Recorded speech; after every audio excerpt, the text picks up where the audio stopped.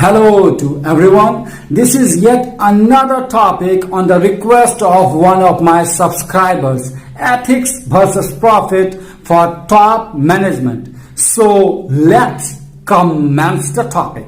Why do the businesses exist? Profit or purpose? Go through the mission and vision of some of the companies and you will find that nowhere down the line have they written profit in their mission and vision. It is purpose that guides and drives a company. However, conventional view is that at the heart of every business is to earn more and more profit. But the fact is that in order to earn profit, a company has to care about society.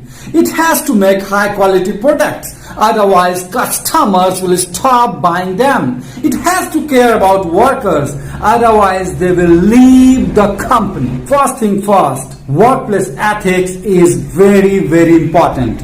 The top management must be honest, disciplined, and they must take utmost care of its employees. Then and then alone can any organization jump to the land of profits. Whenever doubt creeps into top management, which one to choose, ethics or profit, then the answer is a simple one, ethics.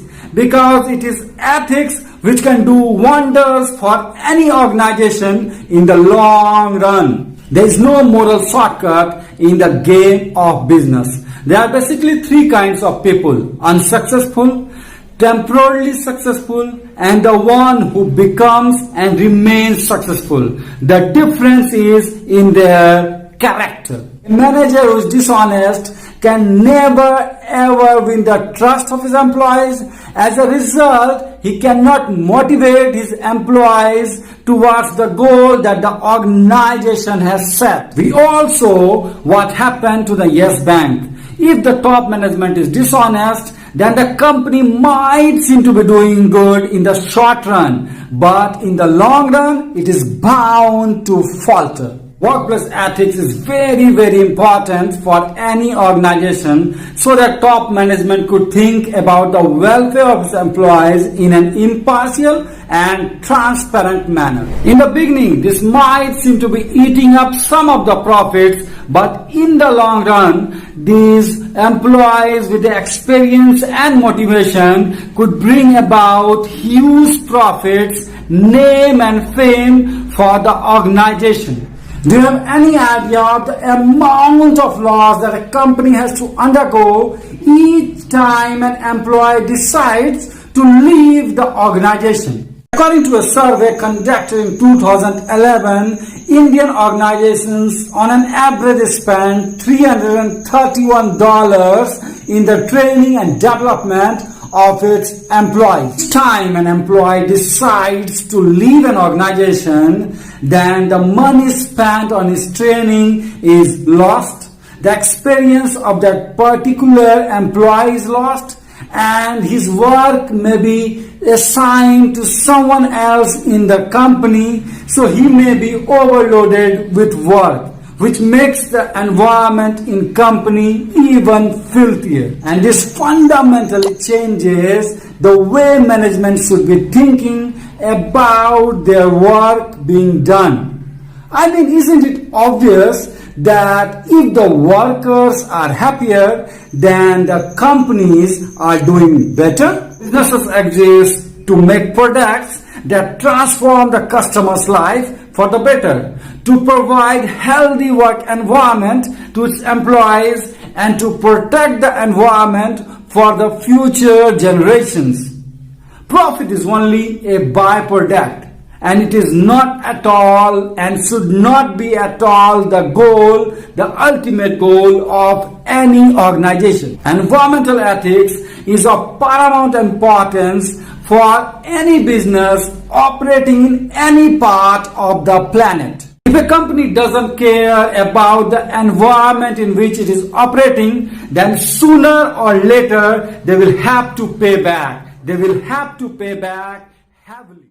Air quality of Delhi in winter of 2019 deteriorated to such a great extent that some of the industries were needed to shut down. Coal-based industries and industries which has not shifted to PNG were shut down. Just imagine the humongous loss that these companies would have undergone for each day that they were asked to shut down. By giving this example, I wanted to bring to your notice that if an industry does not follow its environmental ethics, then forget about profit. They may be asked to shut down. Supreme Court in its verdict said that people are much more important than industries. So if people suffer, industries can never ever thrive. If you are at the top of the management of any company, you may be thinking that profit is of utmost importance for any organization and ethics are not. But Tata Groups has proved this wrong time and again. Tata Steel has been named as one of the most ethical companies by Ethisphere in the year 2020.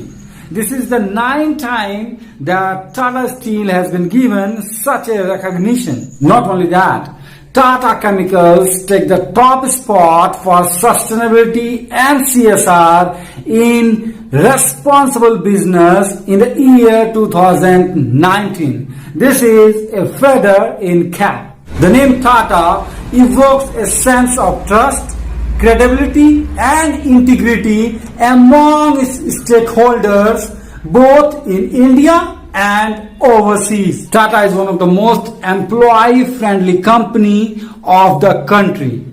They are also the largest employee as far as private sector is concerned. So I think Tata is a befitting reply to all those people who set ethics aside and think that profit is the utmost and the only thing for a top management to think about. There's a very famous story about Ratan Tata. In 1999, when Kargil war had just ended and India was of course victorious in that war, there was a very good chance to contribute in Prime Minister's Relief Fund. So Gopal Krishnan, who was one of the directors of Tata Sons, earlier worked in Unilever, came up to Ratan Tata and suggested, why don't you contribute in Prime Minister's Relief Fund? There is a great chance to have a photo with Prime Minister Vajpayee. Ratan Tata refused. Ratan Tata said, what's the big deal in getting a picture with the Prime Minister?